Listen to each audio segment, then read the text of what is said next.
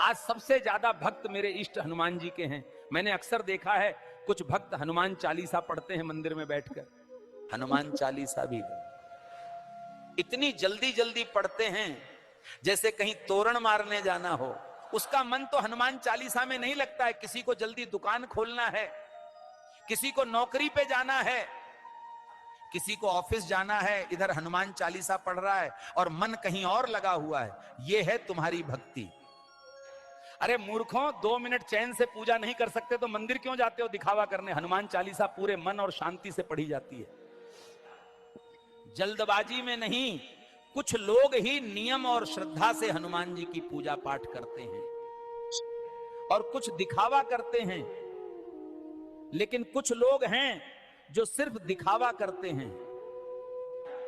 6 दिन तो मांस मदिरा का सेवन करेगा, जब मंगलवार आता है तो उस दिन मांस और शराब को हाथ नहीं लगाएगा। और कहते हैं आज मंगलवार है, बाबा का दिन है, आज ना तो खाएंगे और नहीं पिएंगे। आप बताओ क्या यही भक्ति है? कुछ लोग ही नियम और श्रद्धा से हनुमान जी की पूजा पाठ करते हैं। तुम्हें खुद विचार करना होगा कि तुम किस दिशा में जा रहे हैं। हमारे प्यारे भक्तों, ये भक्ति है या छल जाए? इतनी बातें जिसने सुनी वो विचार करेगा और सही मार्ग पर चलेगा। मूर्खों, दिखावे की भक्ति मत करो, सच्चे मन से भगवान की पूजा करो। सीताराम सीताराम। भक्तों, कल कानपुर में आयोजित मेरे सत्संग के दौरान एक भक्त ने मुझसे एक गहन प्रश्न किया। भक्त ने प्रश्न किया, गुरुजी मांस क्यों न खाएं? और पेड़ पौधों में भी जान तो है। ओए मेरे प्यारे भक्तों, जंगल के बाशिंदों, सुनो, मंकी बाबा आज वो ज्ञान देगा जो दिल तक जाता है। पहला ज्ञान यही है, मांस खाना या ना खाना ये दिल और दिमाग तय करता है, लेकिन अहिंसा मार्ग श्रेष्ठ है।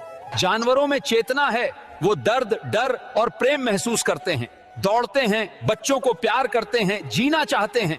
जब तुम जानवर को काटते हो, वो चीखता है, तड़पता है, रोता है। अब बताओ, क्या ये सच में अहिंसा है? अहिंसा का पहला नियम यही है, किसी को दुख मत देना। जो दुख को महसूस कर सके वही असली धर्म है। अब दूसरे ज्ञान पर आओ। पेड़ पौधे जीवित हैं, हाँ, लेकिन फल तोड़ने से वो मरते नहीं बल्कि खुश होते हैं। भगवान ने पेड़ को ऐसा बनाया कि वो फल देकर संतोष पाते हैं, उनके बीज फैलते हैं, नए पौधे उगते हैं। प्रकृति का सौदा यही है, वो हमें देता है, हम लेते हैं और बदले में पौधे लगाकर कर्ज उतारते हैं। लेकिन जानवर को मारने से क्या नया जानवर जन्म लेता है? नहीं, वहां केवल मृत्यु और हिंसा ही जन्म लेती है। अब बाबा बंदर का जवाब सुनो। पेड़ फल देकर कहते हैं खा लो, पर मेरे बीज जमीन में बो दो। लेकिन क्या जानवर कभी अपनी टांग थाली में रखकर बोलेगा खा लो भाई? नहीं, वो तो जीवन चाहता है। अंतर साफ है, पेड़ का देना प्रकृति की व्यवस्था है, लेकिन जानवर का मारना केवल हिंसा और क्रूरता कहलाती है। बाबा का चौथा ज्ञान, खाओ पियो मस्त रहो, पर प्रकृति का संतुलन मत बिगाड़ो, यही जीवन का मूल मंत्र है। मांस छोड़ना अहिंसा का मार्ग है, जिससे दुख कम होता है।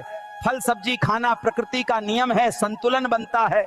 मंकी बाबा का अंतिम मंत्र, अहिंसा अपनाओ, प्रेम बांटो, पाखंड का जवाब हंस कर दो और केला खा के बाबा को याद करो।